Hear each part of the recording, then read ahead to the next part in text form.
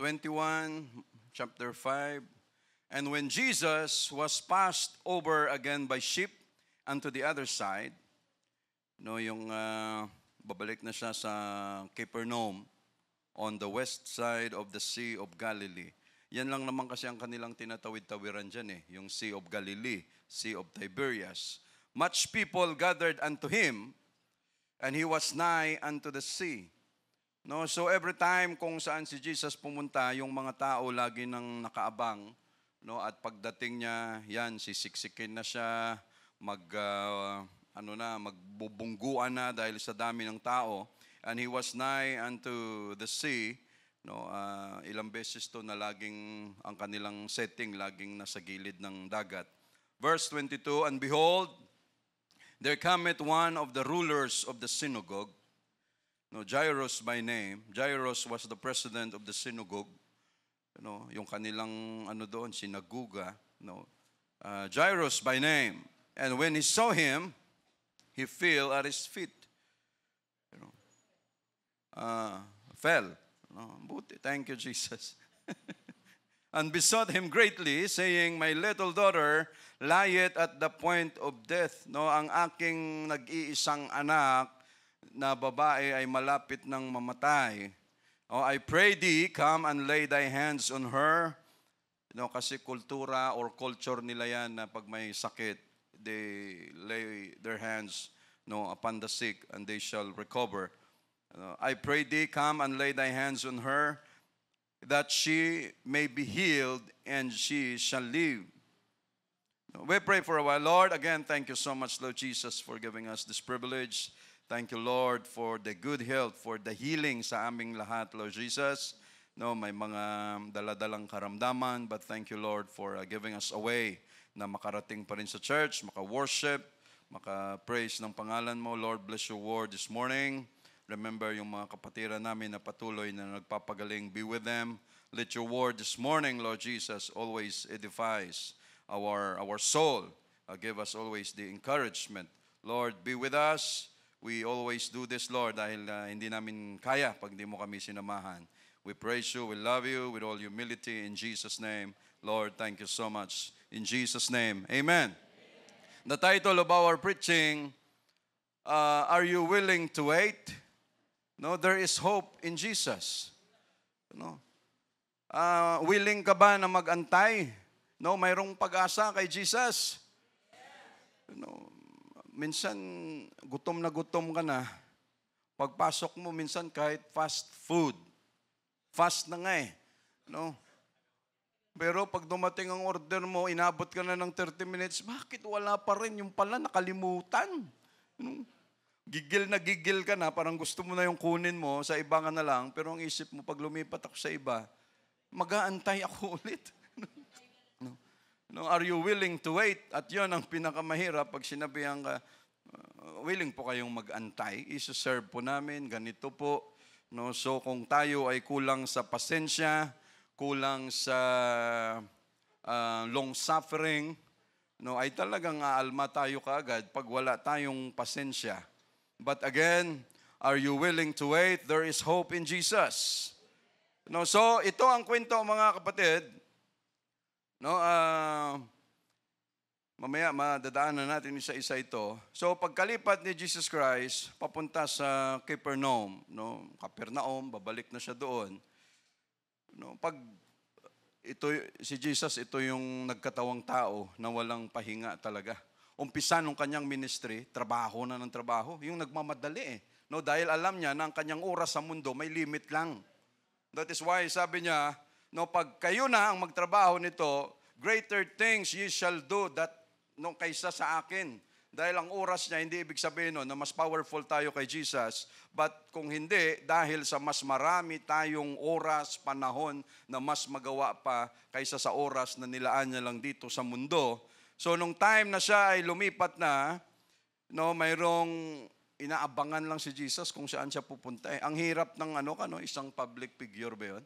Pag ikaw, kaya nga nung dyan sa ABS, kami ni Brother Larry, Brother Roland, tinanggihan namin.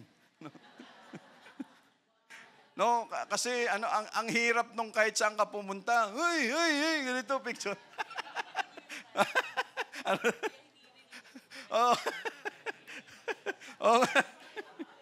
No, ang hirap ng ganon kahit saan ka. Ultimo, politiko, artista, vlogger na sumisikat. No, tapos kahit saan, picture-picture, ganito. No, ang hirap ng ganong klaseng buhay. Ultimo, pag subo mo, may nagpipicture sa'yo. Pag iba yung reaction na nagawa mo, bubumbahin ka na sa YouTube, sa Facebook, sa social media. No, na napakasuplado mo, suplada ka, ganito. No, wala ka ng privacy, wala ka ng, akalain mo, ultimo si Diwata. No, yung dating binubugbog lang. No, ang dating kinukulong, tapos ngayon, lahat gustong magpa-picture. No, tayo ng mga tao, ang dali yung isip natin. Ang dali brainwash, ang dali, kunting lang, sumusunod na tayo kaagad. But just like Jesus, siya ang sikat na hindi niya hinahanap ang kasikatan. Yung kanya trabaho ang punta niya rito. No, para sa atin, and this time, may isang ruler, may isang makapangyarihan na klase ng tao na lumapit sa kanya. Makikita natin dito mga kapatid, no, si Jairus, daanan lang natin itong si Jairus, a powerful man, no, a president of the synagogue, no, man with authority, pero hindi niya alam kung ano na ang kanyang gagawin dahil sa may sakit ang kanyang anak. No?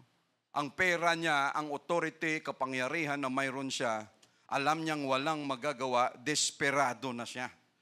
No, at this time, nung narinig niya na andyan pala si Jesus, sabi niya, mapuntahan. No, at ang ginawa niya kaagad, no, siya ay lumuhod. No. Jairus by name, when he saw him, he fell at his feet. No, lumuhod, nakiusap kay Jesus. Siya personally ang pupunta dahil yung kanyang anak may sakit. Ganoon naman ang naturalesa, ang instinct ng isang magulang na pag may anak ka na may sakit, hindi mo kayang tingnan lang, hindi mo kayang pabayaan. No, kung pwede pa lang, kailangan gumawa ka ng paraan. And this time, alam ni Jairus na yung kanyang pera, yung kanyang kayamanan, yung kanyang authority, yung kanyang power, walang magawa sa kanya. No? Wala talaga. No? At sa sakit na ito, hindi niya na alam, no, maraming mga physicians dito, maraming mga manggagamot nung time na ito, pero wala ring magawa sa sakit na kanyang anak. No? And besought him greatly. No, talagang nakipag-usap, nakiawa, nakisuyo kay Jesus Christ sa verse 23. My little daughter lieth at the point of death. Malapit na siyang mamatay. Panginoon, I pray thee, come and lay thy hands on her that she may be healed and she shall live. No, at siya ay mabubuhay. Grabe na klase ng pananampalataya ni Jairus na sabi niya, puntahan mo lang at alam ko na pag nilay hands mo ang aking anak na babae, sigurado siya ay mabubuhay na. No, without question. No, ganon ang kanyang pananampalataya. No, hindi niya sinabi rito na, Jesus, punta ka sa bahay, subukan mo lang ipag-pray, baka gumaling. No, doon pa lang, foul ka na. No, brother, mag-pray tayo. Subukan lang natin, baka sakaling gumaling. No, bakit subukan? No, ibuuin na natin. Naalala ko tuloy. No, sana walang bakterya. Buuin na natin ito. Pag nagtiwala lang naman tayo kay Jesus, sagarin na natin. No, wag na tayong ano pa na, Lord, kaya mo kaya ito? Lord, ganito. Hindi, buuin na natin mga kapatid. No? Kasi si Jesus nga nagpapagaling ng mga tao na alam niyang walang pag-asa, walang puso, walang interes sa Kanya, pagagalingin pa rin niya. How much more tayo mga kapatid na mayroong interes, mayroong tiwala sa Kanya. No. Wala nga pakialam sa Kanya, gumagaling pa rin eh. No, tayo pa kaya na naglilingkod sa Kanya, hindi niya kayang gawan ng paraan. No, kayang solusyonan ang mga sitwasyon natin. Sa verse 24, and Jesus went with him, and much people followed him and thronged him. No, nung si Jesus Christ, just like the centurion servant, No, yung servant ng centurion, no, yung Roman centurion, may 100 na mga soldiers. No, pwedeng gawin ni Jesus Christ yun ang ganitong senaryo. No, hindi ko kailangan pumunta sa anak mo, Jairus. Ikaw may tiwala sa akin dahil sa sinabi mo, uwi ka na. Dahil pag uwi mo, ang anak mo magaling na. Pwede, di ba? No? Dahil ilang beses nang ginawa ni Jesus Christ yan.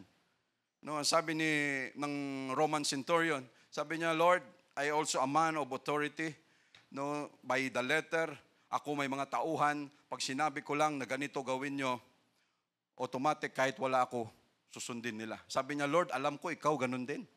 No, magsalita ka lang, alam ko na kahit wala ka doon sa senaryo, alam ko nagagaling at mabubuhay.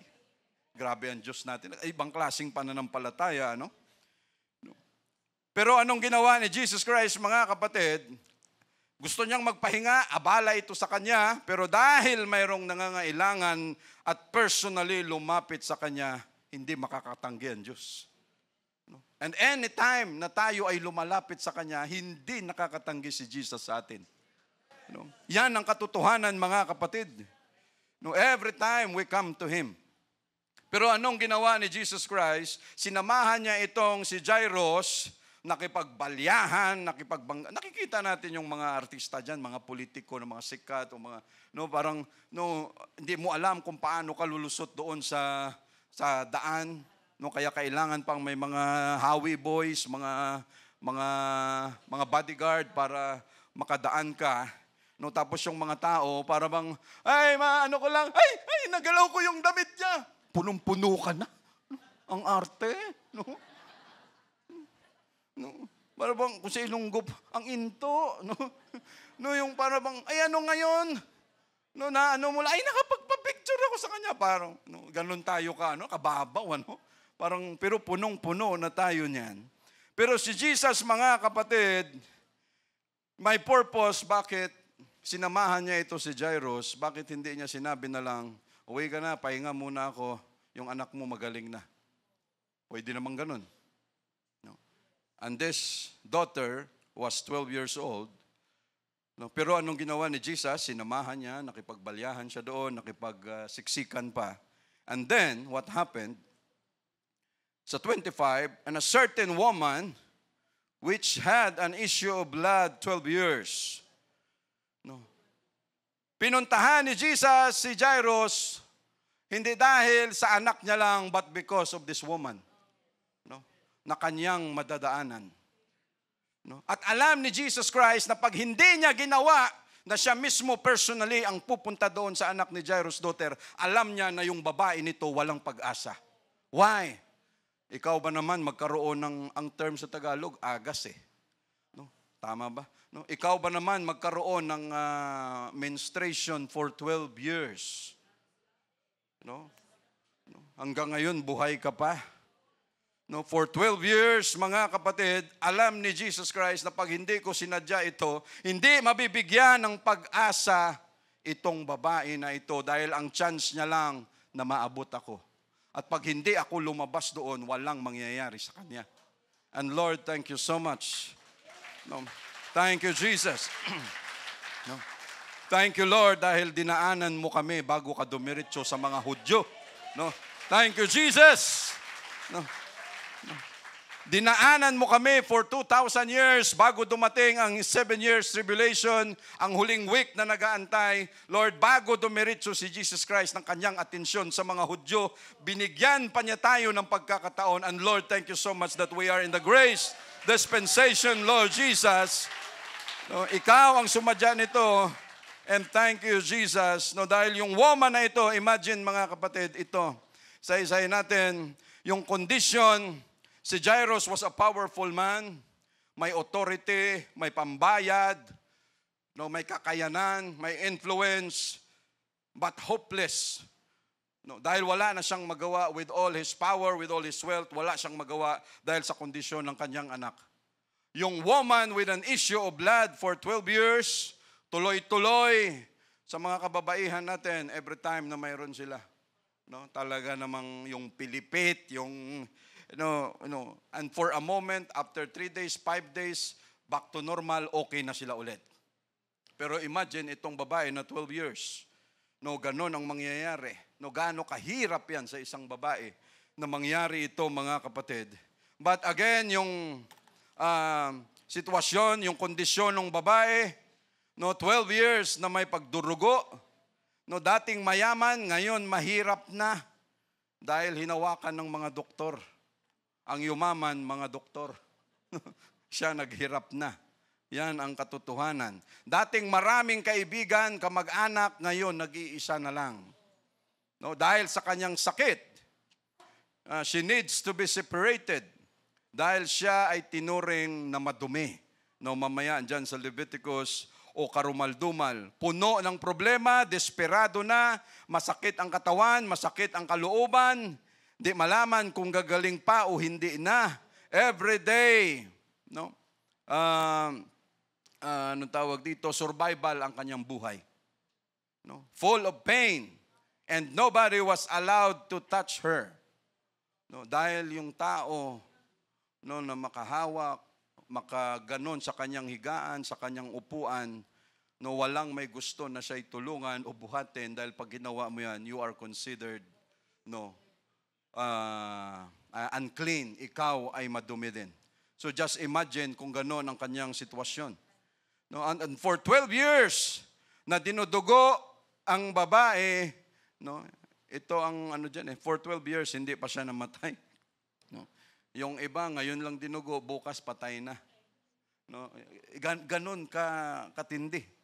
No, ilang litro ng dugo, no, kaya ang nawawala sa kanya every time na may pagdurugo siya. No. And for 12 years it's not an easy. No, and it's not a joke to suffer this kind of illness. No, na ikaw ay mag-suffer. No. Yung kondisyon ng babae, hindi pa natin naranasan ito. Yung kondisyon na mayroon tayo, kunting pitik lang na masakit, Lord, masakit ah.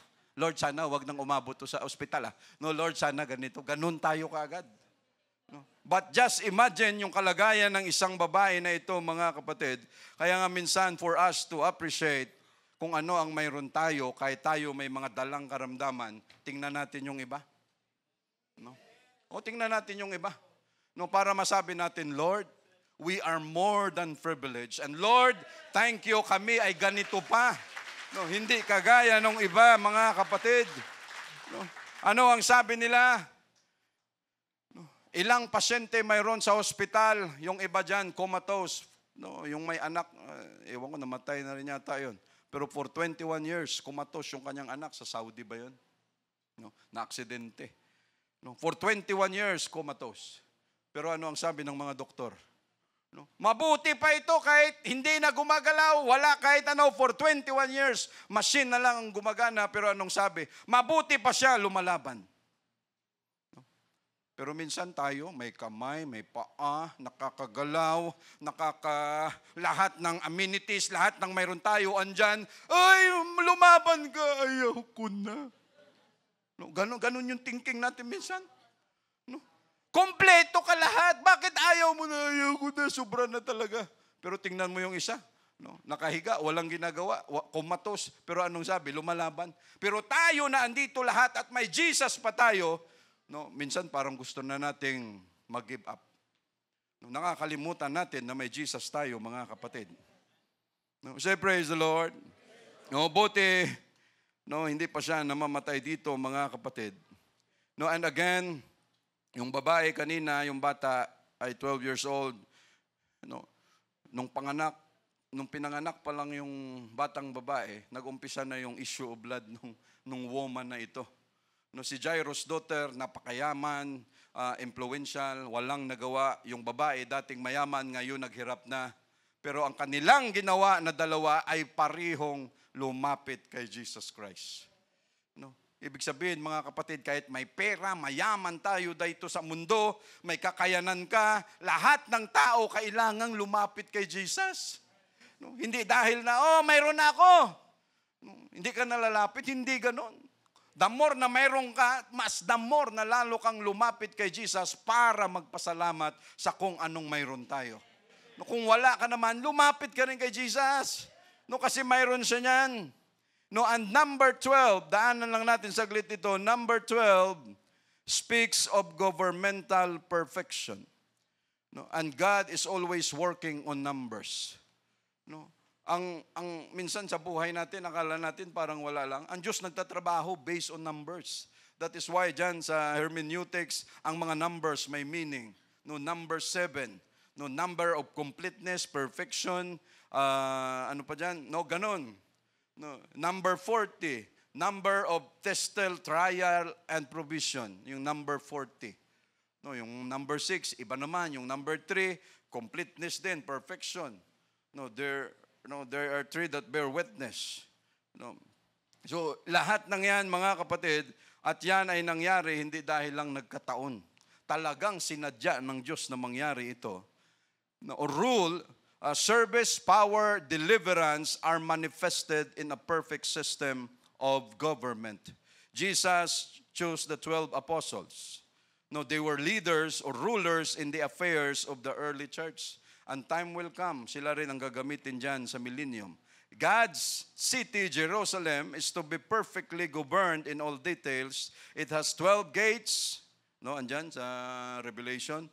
No, may 12 gates, and the 12 gates, mayroong 12 angels. The wall of the city, no, has 12 furlongs or 12 foundations, and in them, mayroong 12 apostles of the Lamb, and the length, the breadth, and the height of the city were 12,000 furlongs. At marami pang iba dyan, mga kapatid. Talking about, no, number 12, no, so perfect governmental rule. No, si Jairus walang magawa. Kahit siya may hawak na posisyon, walang magawa. Yung babae, ganun din, wala rin siyang magawa. But they both lumapit kay Jesus, mga kapatid. No, and the woman which had an issue of blood 12 years. Ano ba itong issue of blood, mga kapatid? Tingnan natin saglit sa Leviticus chapter 15. No, daanan natin. Leviticus chapter 15. Genesis, Exodus, Leviticus, Numbers. Genesis chapter 15. Genesis. Leviticus pala. No, daanan lang natin para klaro sa atin, mga kapatid. No? Sa verse 19, and if a woman have an issue, no, pag ang babae nagkaroon, mayroong pagtagas, mayroong menstruation, no, may lumalabas na dugo, and her issue in her flesh be blood, no, yan, pagdurugo, she shall be put apart 7 days. Siya ay isi-separate for 7 days, and whosoever toucheth her shall be unclean until the even. No, hanggang hapon, ang taong makakagalaw sa kanya, you are considered unclean hanggang sa hapon. And everything that she lieth upon her separation shall be unclean. Grabe, ano? Sa time natin sa ngayon, hindi na yan... Lord, paano naman yung trabaho ko? Separate ka muna for 7 days. No, every month, ganun ang mangyayari. Yung iba, buwan-buwan. No, na may pagdurugo. So anong napaka-problematic, napakahirap na ganitong klaseng sitwasyon, mga kapatid. No, mabuti na lang, iba na yung panahon natin sa ngayon. No, shall be unclean, everything, also that she sitteth upon shall be unclean. Lahat ng kanyang maupuan ay talagang madumi, karumal-dumal. No? And whosoever toucheth her bed shall wash his clothes. Yung gumalaw ng kanyang higaan ay maghuhugas ng kanyang, maglalaba ng kanyang damit, and bath himself in water and be unclean until the even. No? Hanggang hapon. So, kung ikaw naman, sigurista, ay bala na, wala ka ng pakialam dyan sa babae na yan. Dahil magkakaroon ka pa ng problema pag gano'n ang nangyari. Sa verse 22, and whosoever toucheth anything that she sat upon shall wash his clothes and bath himself in water and be unclean until the even. And if it be on her bed or on anything whereon she sitteth, when he toucheth it, he shall be unclean until the even. No? So, ganun pa rin. Magiging madumi rin siya. And if any man lieth with her at all, and her flowers be upon him, she shall be unclean 7 days, and all the bed whereon he lieth shall be unclean. So yung lalaki magiging unclean din for 7 days. And if a woman have an issue of her blood many days out of the time of her separation, no, sobra-sobra na ito mga kapatid, or if it be run beyond the time of her separation, no, lumampas pa, all the days of the issue of her uncleanness shall be as the days of her separation, she shall be unclean. Lord, thank you so much. No? So just imagine, mga kababaihan natin, no, pag ganito ang nangyari, ano kaya, no? Anong klaseng suffering mayroon ang woman with an issue of blood for 12 years? No, anong klaseng suffering? No, naghihirap ka na, iba pakiramdam mo, tapos wala ka pang malapitan dahil lahat ng lalapitan mo aatras. No, tatakbo. 26, every bed whereon she lieth all the days of her issue shall be unto her as the bed of her separation. So, yun na yung magiging higaan mo talaga, upuan mo dyan. And whatsoever she sitteth upon shall be unclean, as the uncleanness of her separation. And whosoever toucheth those things shall be unclean, and shall wash his clothes, and bath himself in water, and be unclean until the even. But if she be cleansed of her issue, then she shall number to herself 7 days, and after that she shall be clean. Pag nawala na yung issue mo, magbibilang ka na kinabukasan hanggat maabot yung 7 days, pero hindi ka pa kaagad na, ay okay na ako, gala na tayo. No, antay ka muna ng 7 days, and 29, and on the 8th day, no, pagkadating ng pangwalong araw, she shall take unto her 2 turtles, or 2 young pigeons, no, yung mga inakay na kalapate, kukuha siya ng 2 na yon, and bring them unto the priest, no, kasi sa time nila, ang priest ang magde-declare kung okay ka na o hindi. Kaya every time may pinagaling si Jesus Christ, anong sabi niya? Punta ka doon sa temple, no, ipa-declare mo sa na ikaw ay magaling na. Ganon ang kanilang ginagawa. No, and bring them unto the priest to the door of the tabernacle of the congregation. And the priest shall offer the one for a sin offering, and for another a burnt offering, and the priest shall make an atonement. No, siya gagawa ng pagtutubos, no, for her before the Lord for the issue of her uncleanness. So just imagine mga kapatid, ganon ang sitwasyon ng babae rito. No, may seremonya, may batas sila, so napakahirap sa kanyang kalagayan. No, sa verse 26, balik tayo sa Mark.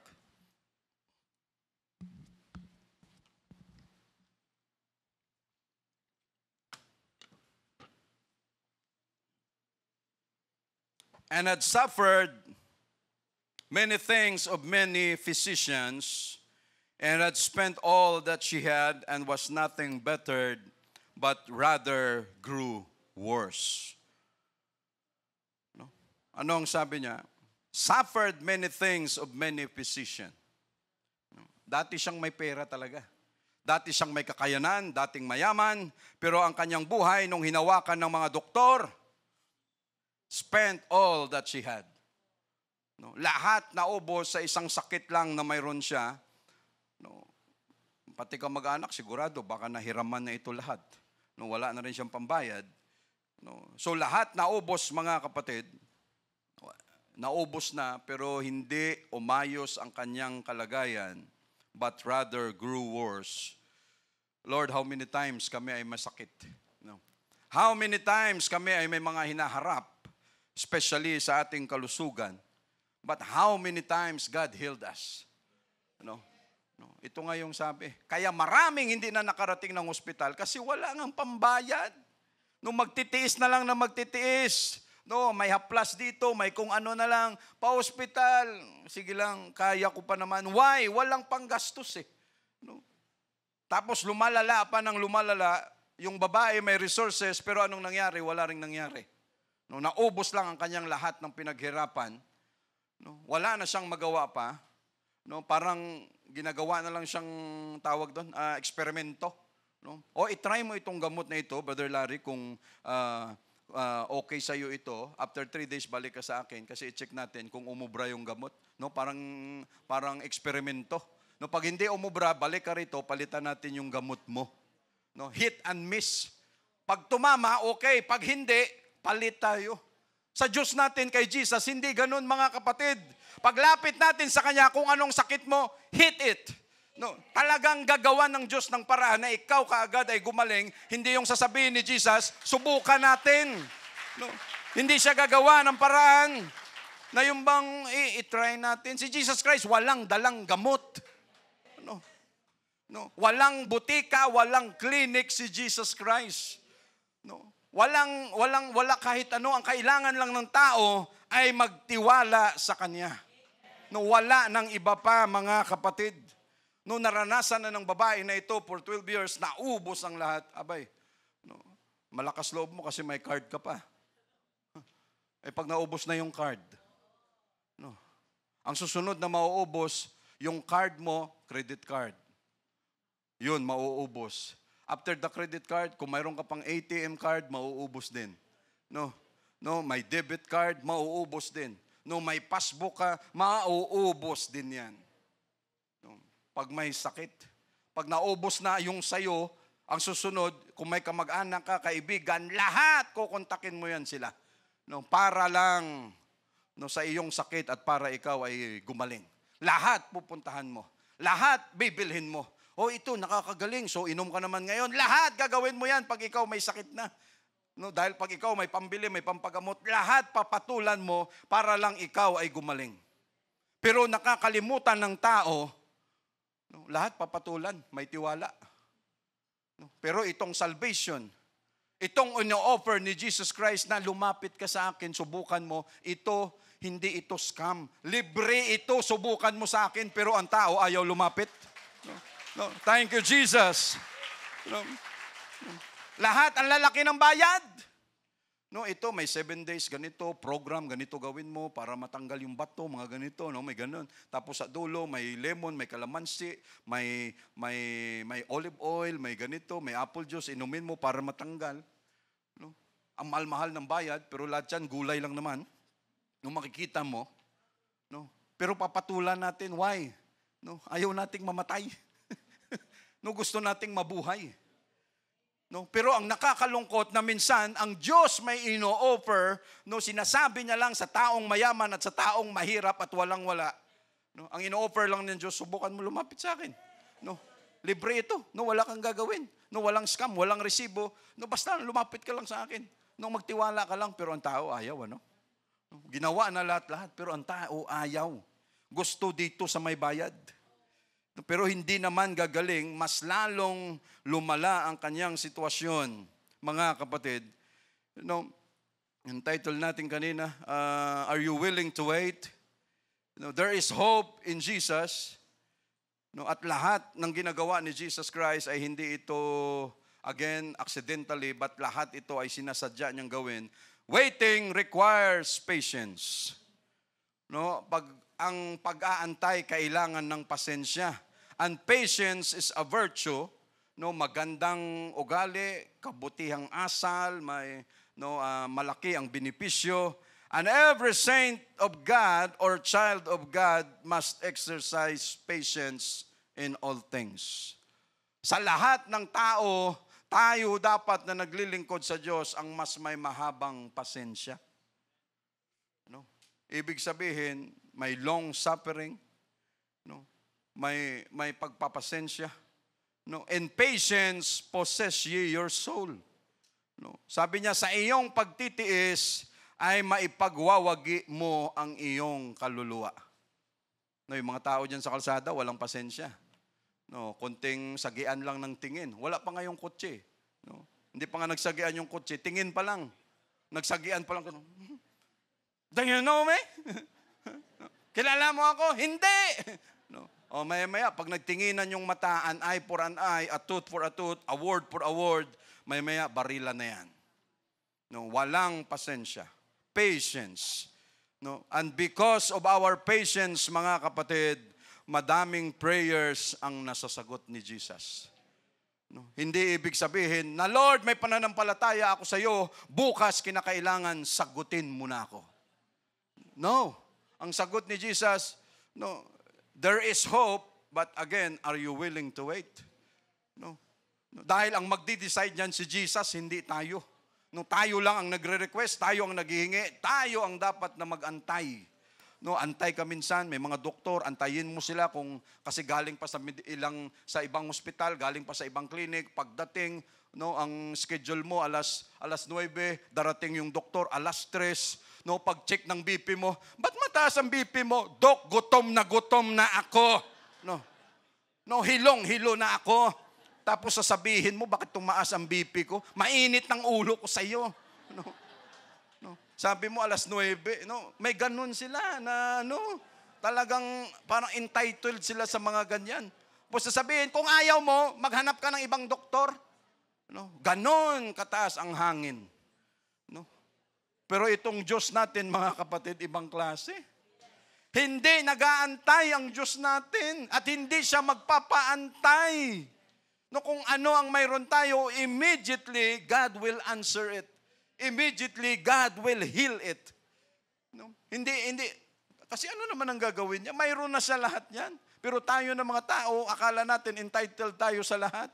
No? Sila magantay kasi ako ang bida rito. No? Sila magantay kasi yung mga politiko. No? Dati, nung may kinasal doon si Brother Philip, ang mayor dumating, tapos na yung kasal, kasi akala niya aantayin siya.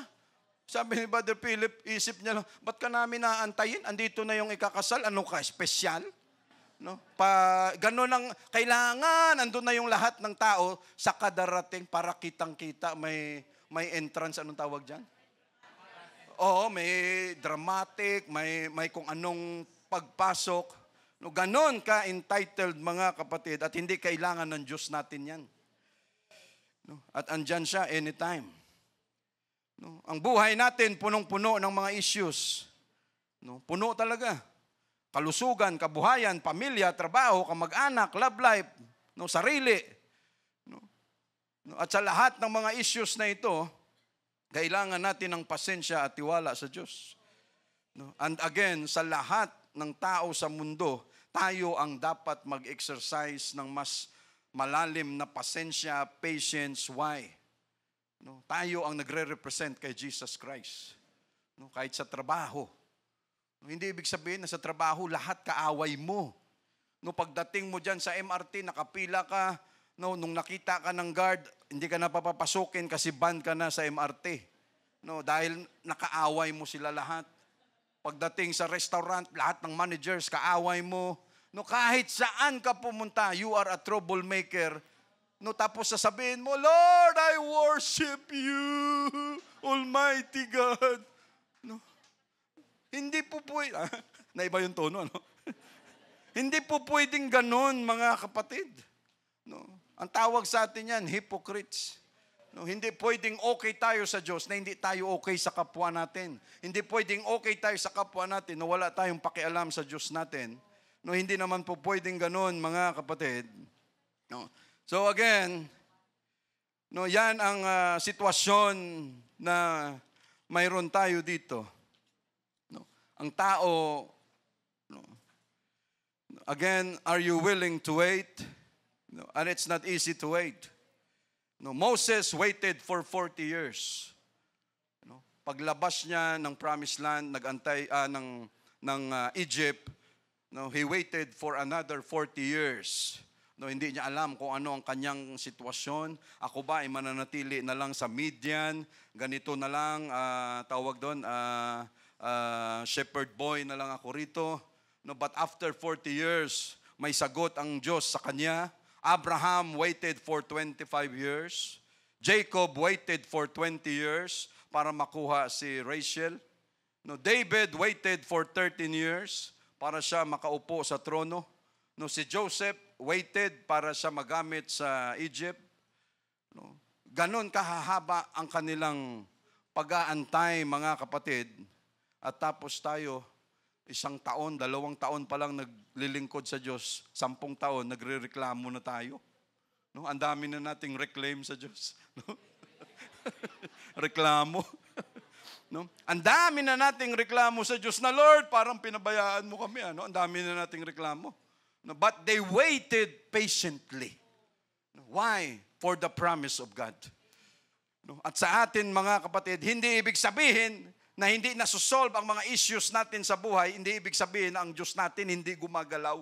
No, gumagalaw siya dyan. Hindi ibig sabihin na tayo may karamdaman, 5 years, 10 years na, hindi ibig sabihin na, Lord, ilang taon na akong naglilingkod sa iyo, ang sakit ko andito pa rin, no, wala kang ginagawang paraan. Hindi totoo yan. No? Ang Diyos natin may ginagawang paraan. And sometimes yung sagot niya, kaagad-agad, and sometimes yung sagot niya, antay ka. No? Dahil gusto kong mangyari na pag sinagot ko ang prayer mo, may tiwala ka na sa akin. Na-develop na ang ugali mo. No? Dahil ngayon, pag sinagot ko ang problema mo, alam ko naman, di magbabago ugali mo eh. No? God is more interested, no, sa reaksyon natin, sa pag-aantay, kaysa sa sagot niya. Walang problema yun. Sa sagot talaga ang Diyos natin, mga kapatid. No, and He can do that anytime. No, itong sitwasyon natin, no, sabi nga nila, minsan yung mga sakit na yan, no, biblically, ano ang sabi? No, what a man thinketh, so is he. No, kung ano ang isip ng tao na, sabi niya, ganun siya. No? Pero sa medical, anong sabi sa medical? May tinatawag silang placebo effect. No? Ano ang paliwanag ng doktor? No, pagbigay sa'yo ng gamot na yan, no, pag ininom mo naman, ay talagang binigyan na ako ni Doc ng gamot, gagaling na talaga ako. No, placebo effect. Dahil naniniwala ka, nagagaling ka doon sa gamot na pinainom. No, pero kung tutuusin, yung gamot na yan, walang kwenta yun. Wala yun. No, ibig sabihin, ano yun? Parang wala lang. No, parang pinainom ka lang ng tubig o ano, pero ang sabi mo, yan, placebo effect. And the other thing, mentally, anong sabi ng isip natin? Pag sinabi ng isip mo, hindi, gagaling ako. No, kaya ko to. Hindi ako susurrender dito. Ang katawan natin, sasabay na yan, mga kapatid. No, kaya ka gagaling. No, pero ay wala, hindi ko kaya ito. Ay talaga bang yung gamot na binigay mo? Lahat na lang ng negatibo, yun yung iniisip mo. No? Tapos yung kasama mo sa bahay, bili ng gamot. No, lahat na lang gagawin ng pakain sa iyo, lahat ng ganito. Pero ikaw naman, pinapakita mo sa kanila parang wala ka ng pag-asa. No, parang wala kang Diyos, parang wala lahat. Pag ganon ang mangyari, do not expect na ikaw ay makakatayo pa. No, yan ang pwedeng mangyari, mga kapatid. No, sa verse 26, and had suffered many things of many physicians, and had spent all that she had, was nothing bettered, but rather grew worse. When she had heard of Jesus, ito mga kapatid, hindi ko alam kung gaano katotoo ito. Yung iba kasi parang kwento na lang. Pero yung nabasa ko rin, no, ang sabi naman, di ko alam kung ginagamit na lang nila itong mga characters dito. Ang sabi daw nila, nung namatay si Alexander the Great, iwan kung gaano katotoo. Nung namatay daw siya, ang request daw niya sa mga physicians niya, no, sabi niya, pag ako namatay, no, kayo na doktor na lahat, pag ako namatay, o pag siya namatay na, sabi niya, lahat ng mga doktor, physician na mayroon ako sa kaharian, sila ang magbubuhat sa akin, sila ang pipila doon sa libingan. Pangalawa, ang request. Sabi niya, lahat ng kayamanan na na-conquer, na nakuha ko dito sa mundo, gusto ko isabay doon sa prosesyon. Sabi niya, pangatlo, ang gusto kong mangyari, yung aking mga kamay nakalabas. No, yung dalawa niyang kamay nakalabas. Wala pa naman tayong nakitang kabaong na yung dalawang kamay sa labas, di ba? No? Nakakatakot yun. Mabiglang gumalaw pa eh. No? Nag-shake hands pa, may reflexes. No? Pero yon ang kanyang sabi, mga kapatid. No? Nakalabas yung kanyang kamay. Sabi niya, ano ang moral lesson? Kung ito man ay totoo na si Alexander ang nagsabi nito. Pero sasabihin na natin, sabi niya, gusto ko mga physicians, no? Dahil yan ang patunay na walang physician, walang doktor ang may kakayanan na maggamot sa sakit ng tao. No, saan napuntaan doon sa libingan? No, sabi niya, pangalawa, yan ay patunay na lahat ng pinaghirapan ko dito sa mundo, conquer ng mga bansa, sabi niya, yan ang patunay na lahat ng mga yaman na yan. No, sabi niya, iiwanan mo rin. Wala kang madadala.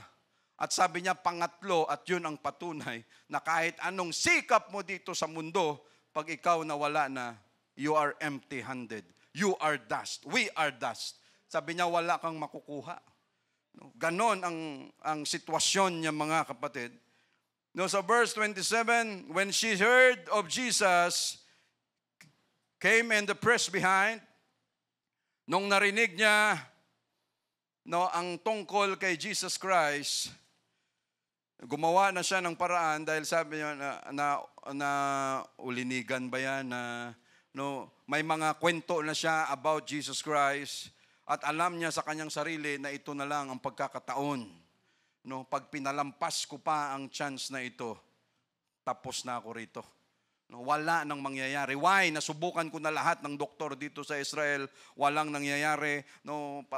Nasubukan ko na ang mga physicians. Nasubukan ko na ang witchcraft. Nasubukan ko ng manghuhula, ang mambabarang, ang manghihiwit. Lahat na lang na pwede niyang subukan. Nasubukan niya na walang nangyayari. But this time, when she had heard of Jesus, came in the press behind and touched his garment. Ito yung senaryo dito yung sa picture natin. Nung narinig niya about kay Jesus Christ, ang kanyang kaisipan kaagad, touch his garment. The border. Sabi diyan sa ibang verse. Sabi niya, pag kanyang kaisipan, sabi niya, kahit dito lang sa border, sa laylayan, yung tassel, yung dito, yung hem ng kanyang garment, sabi niya, sapat na ito sa akin. Okay na ito. At pag nagawa ko ito, sabi niya, siguradong gagaling na ako. What kind of faith? Anong klaseng pananampalataya? Tayo may Holy Ghost na. Lord, bakit hindi kami gumaling-galing? May Holy Ghost na tayo niyan. Itong babae na ito, wala.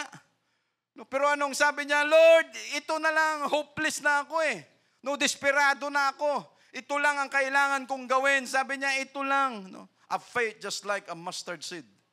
It can move mountains. Hindi kailangan yakapin niya si Jesus Christ. Hindi kailangan. Basta maramdaman lang ni Jesus Christ na mayroong lumapit sa kanya sincerely. Basta yun ang kailangan ni Jesus. Hindi kailangan magpakita ka pa ng kung ano-anong mga kaartihan mo dyan. Ang kailangan ko lang, maramdaman ko na ang paglapit ng tao ay puno ng sinseridad, with all honesty, sapat na yan sa akin para ako makagalaw sa issue ng buhay niya. Okay na yan sa akin. Sabi niya, and touch his garment. For she said, if I may touch but his clothes, I shall be whole. Desperado ka na kahit yun na lang, okay na yun. Siguradong gagaling na ako pagdating dito. Just imagine, ikaw may ganitong sakit sa tagal-tagal, hindi kaya for a time naisip niya na rin na, Lord, Panginoon, sana na, sabihin na natin, for a month o isang taon na nag-umpisa ang kanyang sakit na ito, hindi kaya niya pinangarap, minsan sa sobrang sakit, Lord, kunin mo na ako. Mas okay pa, kunin mo na lang ako para tapos na ito. Para hindi na problema ng pamilya ko, para isang tirada na lang, Lord. Okay na, isang iyakan na lang. Matatapos din yan, makakalimutan din naman nila ako di tapos na. Yan naman ang katotohanan. Pag namatay ang tao, pag sikat ka, pag-uusapan ka lang ng ilang araw. Pagkatapos ng ilang araw, forget ka na. Move on sa buhay. Ganun lang ang buhay natin, mga kapatid. Pero itong babae, sa tagal ng kanyang sitwasyon, are we willing to wait? At hindi natin alam kung kailan darating ang sagot ng Diyos.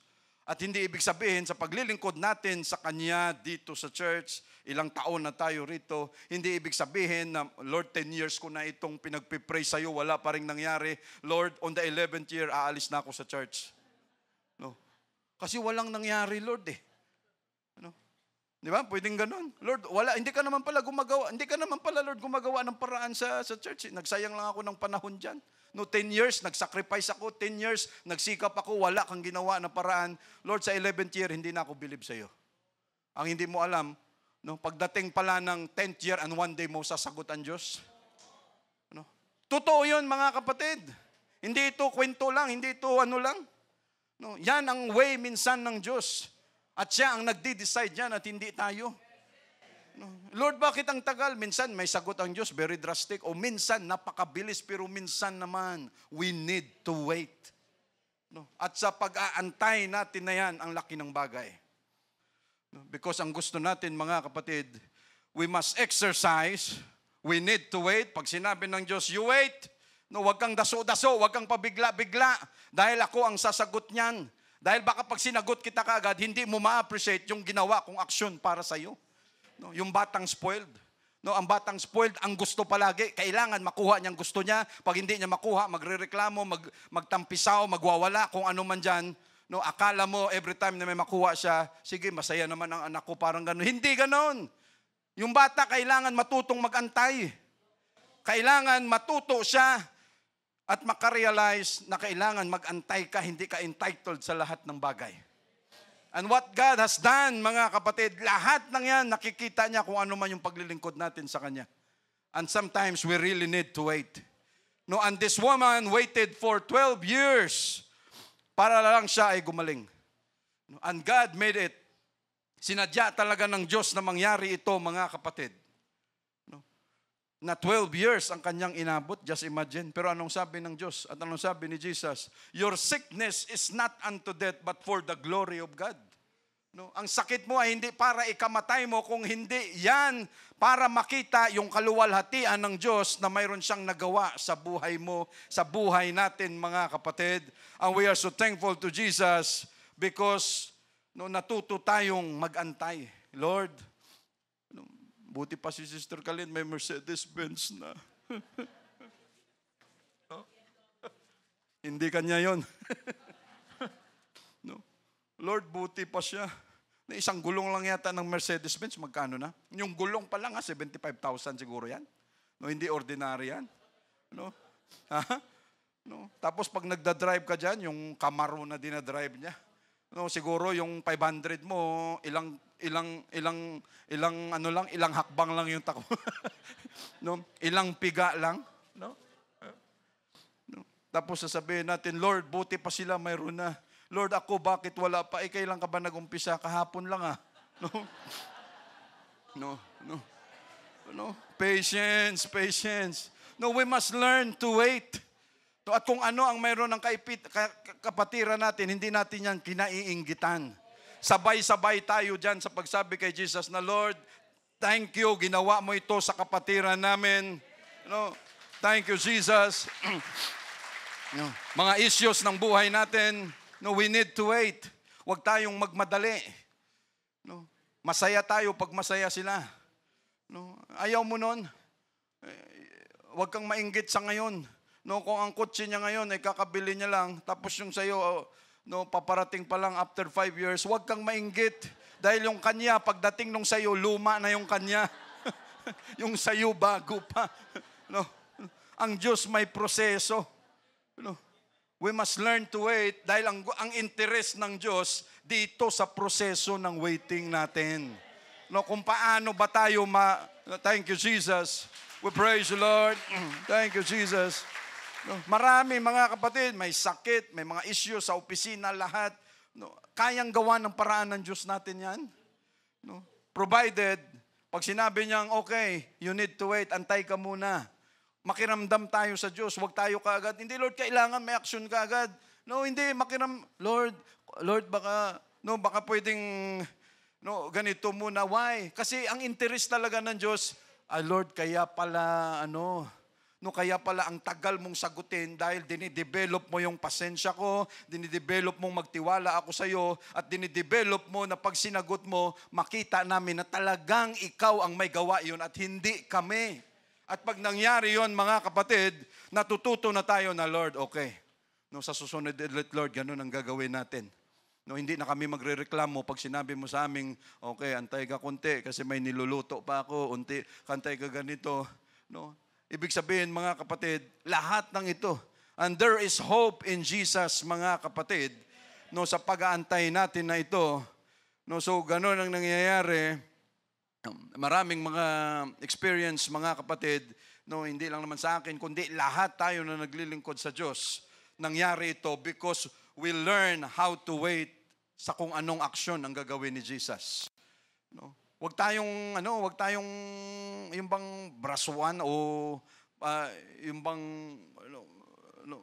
mag-antay tayo sa talagang kung ano ang gusto ng Diyos na mangyari.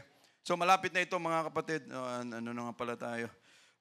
For she said sa 28, if I may touch but his clothes, I shall be whole.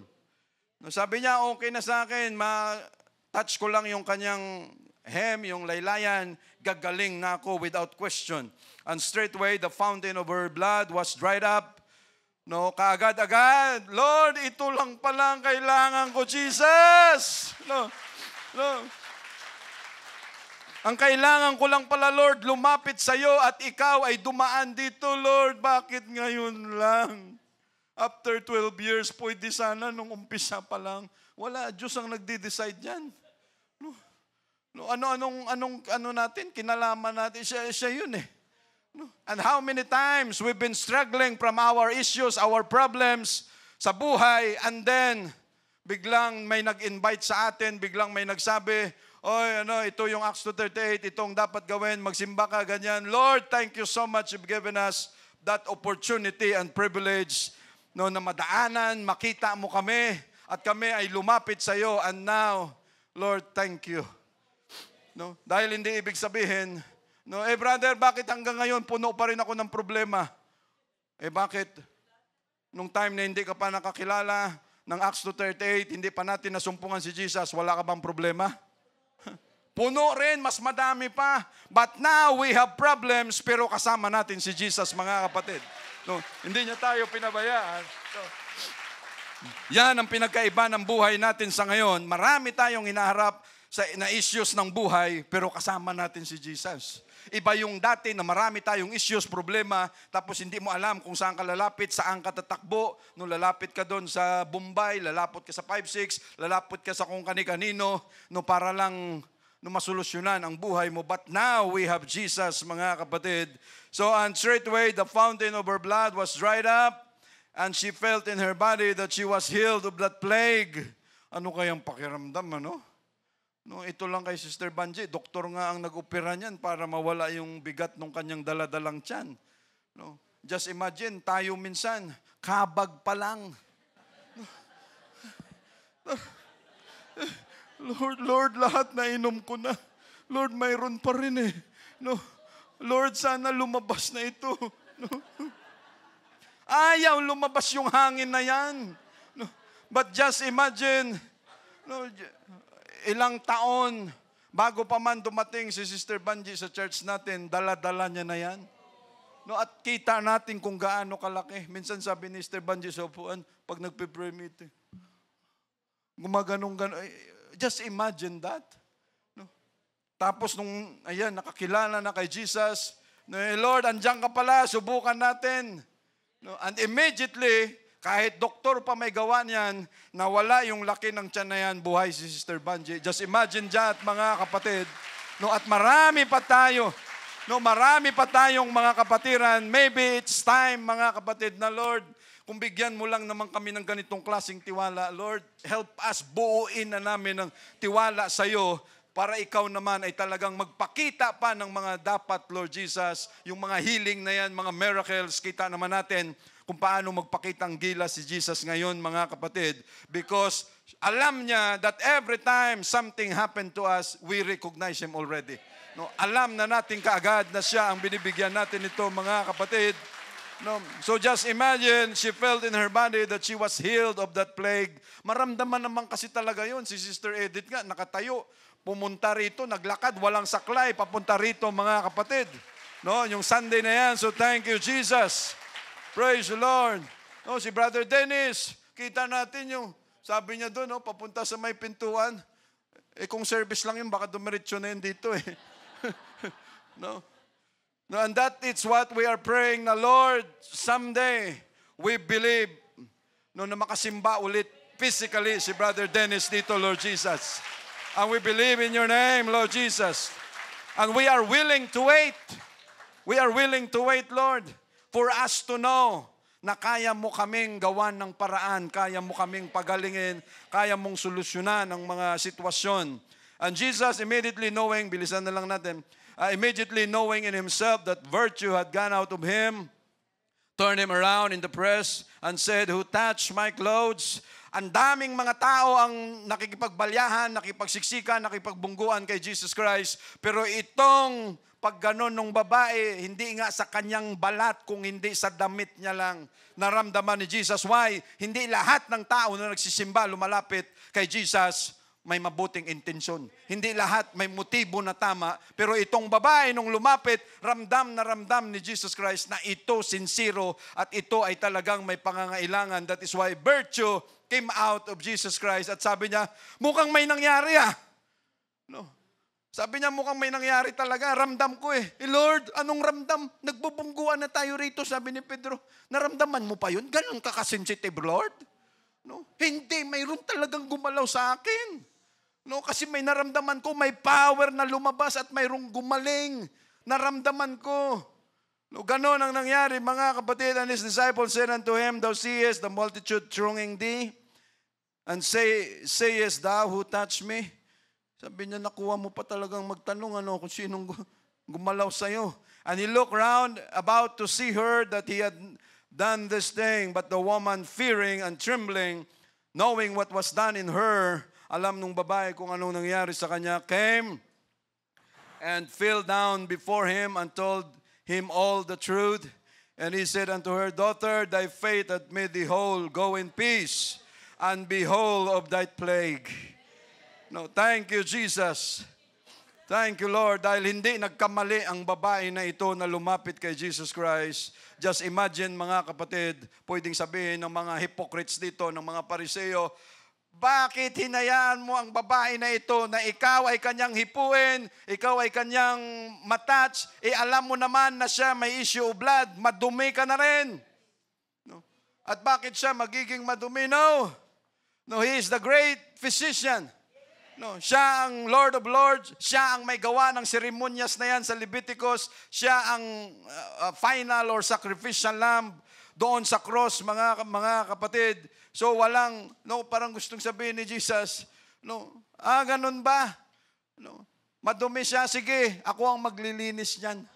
Kahit anong gawin niya sa akin, mga kapatid. And Lord, thank you so much, Lord Jesus.